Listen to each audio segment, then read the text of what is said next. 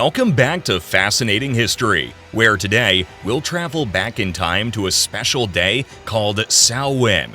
Imagine a time when the crisp autumn air carried whispers of the supernatural, when the boundary between the living and the dead blurred, and when communities gathered to ward off evil spirits with bonfires and masks. Welcome to the intriguing story of Halloween, a celebration that's evolved into a vibrant tapestry of traditions and fun, deeply ingrained in our modern culture.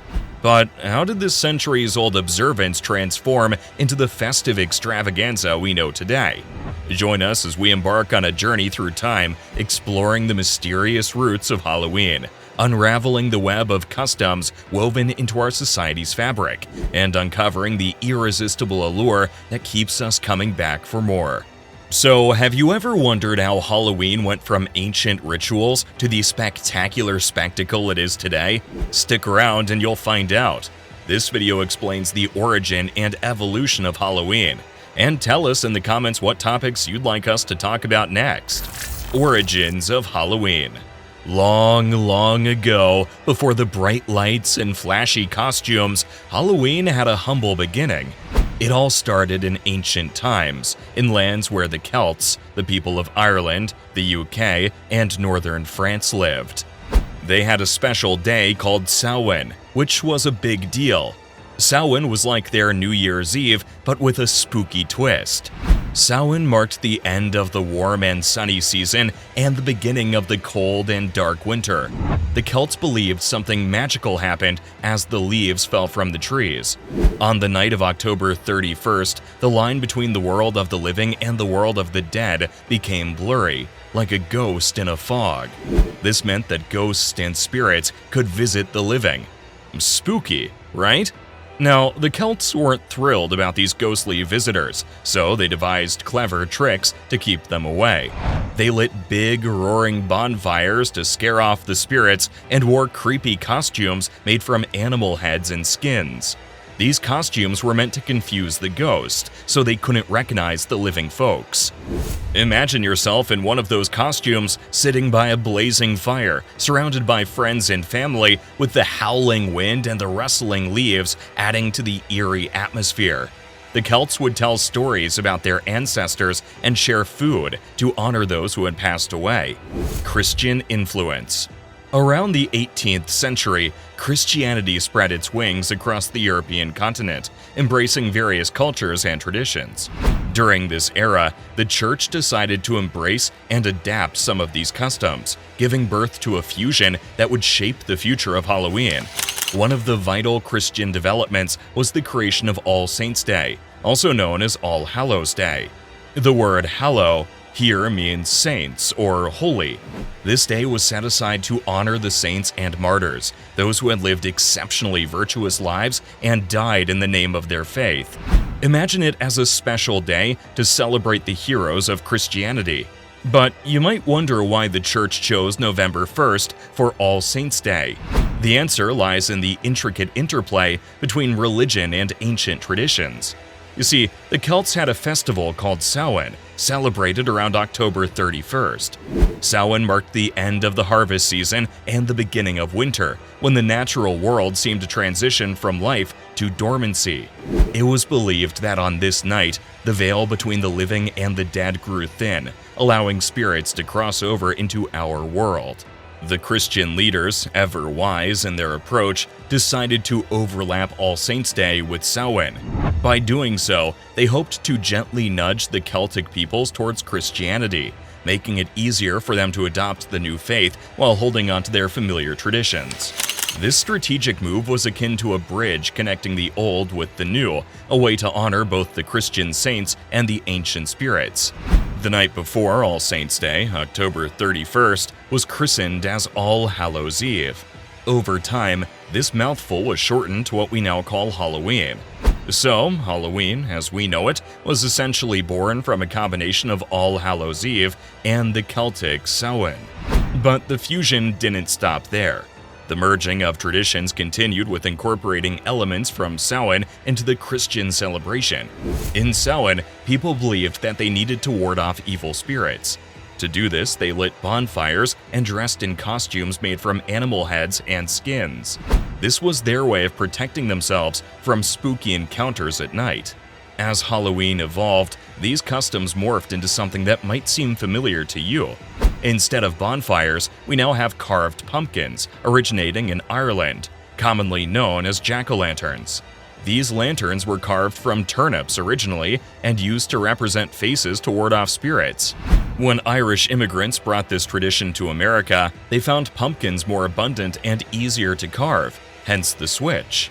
The practice of wearing costumes, which began as a way to confuse and evade spirits, gradually became a fun and creative tradition. People started dressing up as various characters, not just to protect themselves, but also to entertain and amuse others. In a way, Halloween's Christian transformation was a magical potion, mixing the old and the new to create a concoction that would enchant future generations. It was a bridge between ancient beliefs and emerging faith, spirits and saints, and traditions and innovations. Migration to America. It's the 19th century, and immigrants from Ireland and Scotland have just landed on the shores of the United States. They brought more than just their belongings. They've got with them a spooky and fascinating tradition known as Halloween. This tradition was about to transform like none other, as it merged with American culture to become the Halloween we know today. When these Irish and Scottish folks arrived, they found different Celtic villages and fields they were used to back home. Instead, they were greeted by bustling American cities and a diverse tapestry of cultures. They had to adapt their beloved Samhain festival to fit into this new world. One thing that stuck was celebrating the end of the harvest and the onset of winter, but the Americans added their twist. They loved a good party, so Halloween became a community-centered event. People started organizing gatherings, parties, and parades, bringing neighbors and friends together. It wasn't just about remembering the dead, but about having a blast. But perhaps the most iconic American addition to Halloween was trick-or-treating. It's like going door to door saying, "Trick or treat," and receiving candy in return. This quirky custom evolved from old European practices where folks would leave food outside their doors to appease wandering spirits. The idea was to give something so the ghost wouldn't play tricks on you. And what did they do instead of pumpkin carving?